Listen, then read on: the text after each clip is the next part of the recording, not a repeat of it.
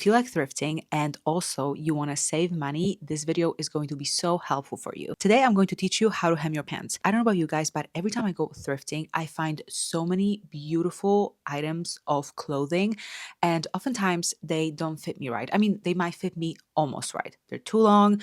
Sometimes the waist is too big. Bust is too big. Things like that happen. And obviously, if I decided to take those clothes to the tailor, the price will go up. What I've noticed lately, a lot of thrift stores are raising their prices. Honestly, this makes me so upset because not only I cannot try the clothes. I mean, it depends obviously on the thrift store, but oftentimes I cannot even try them. But on top of that, the prices just don't reflect what the item is. And if you want to add on top of this the alteration, it's almost not worth buying secondhand, even though I still think secondhand it's better than buying new because of the amount of clothes that are on this planet already. For instance, in my area, pants, jeans, the price vary usually between $10 to $20. And then if you want to add on top of this alteration, so you can shorten the hem, maybe make the waist a little smaller, things like that, that adds up. So like I said a second ago, today I'm going to show you how to hem your pants or just shorten them. And I'm going to show you how to do a blind hem specifically. So the stitch line won't be visible on the right side because the pants that I actually got pants from H&M. I'm currently pregnant and I couldn't find any maternity clothes in stores. I literally couldn't. I looked for months. I'm serious. So I got those pants and they have blind hem. So I'm going to show you how to shorten them the right way.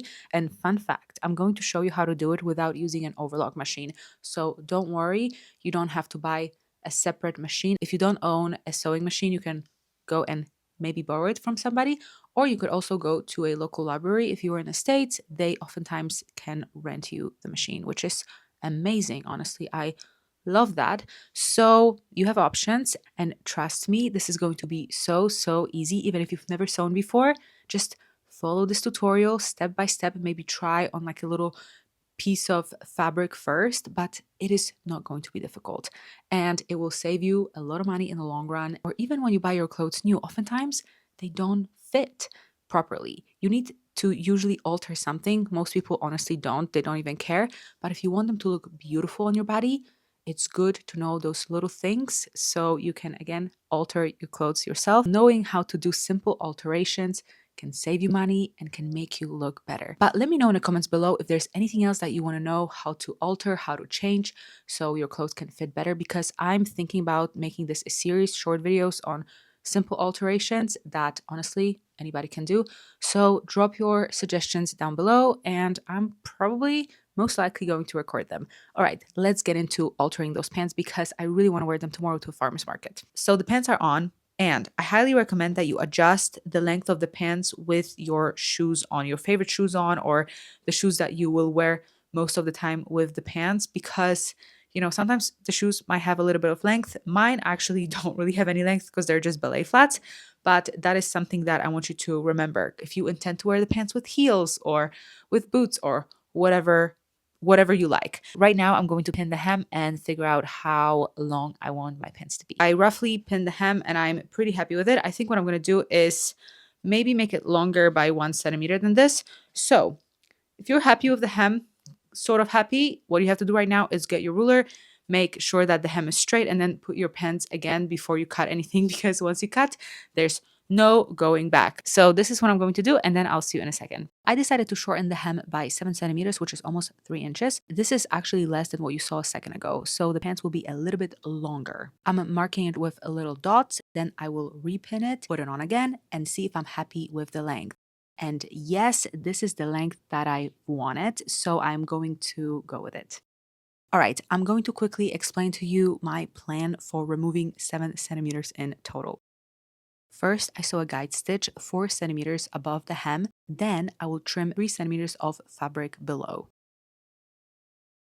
I will use this stitch line to fold and press the fabric, and then I will secure it with a straight stitch. I'm going to do the same thing 3 centimeters above and then fold it again.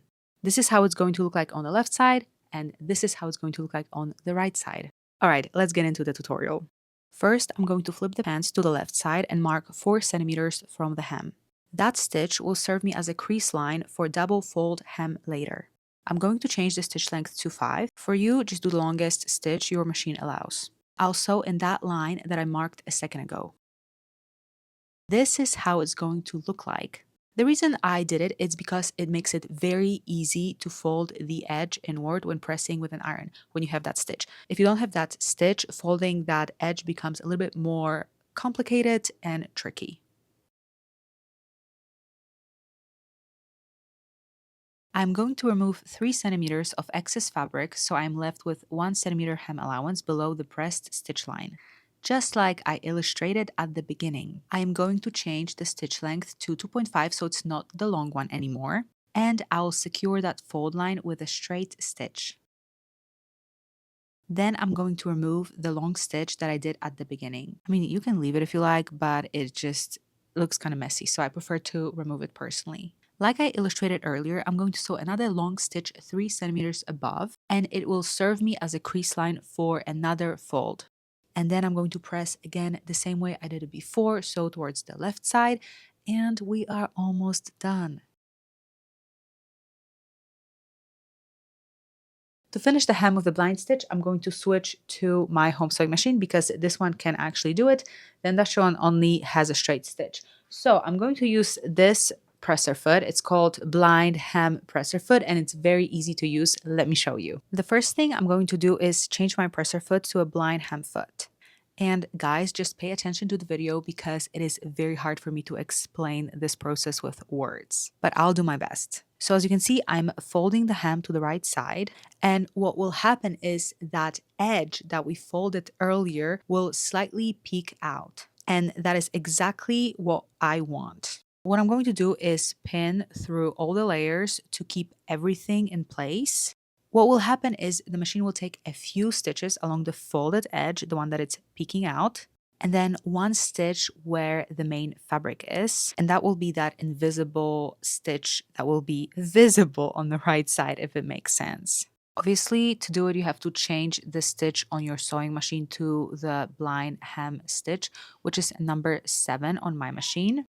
Then simply lower the needle and adjust the presser foot. If it has to be adjusted, it usually does.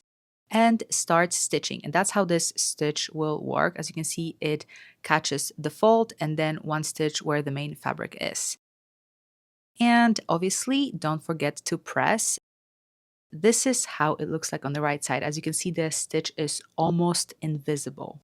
This is how it looks like on the inside. I think it looks really nice and clean. And this is how it would look like if you didn't press the hem. So as you can see, the stitch is way more visible when the hem is not pressed with an iron. And this is how it looks like when it's pressed. As you can see, I am very happy with the result, and I think it is such a cool skill to learn, especially if you like fashion and want your clothes to fit better. All right, that's it for today's video. I hope you guys enjoyed it, and let me know in the comments below what other clothing alterations do you want to see, because I can teach you anything, literally anything, and I will see you guys in the next video. Bye bye.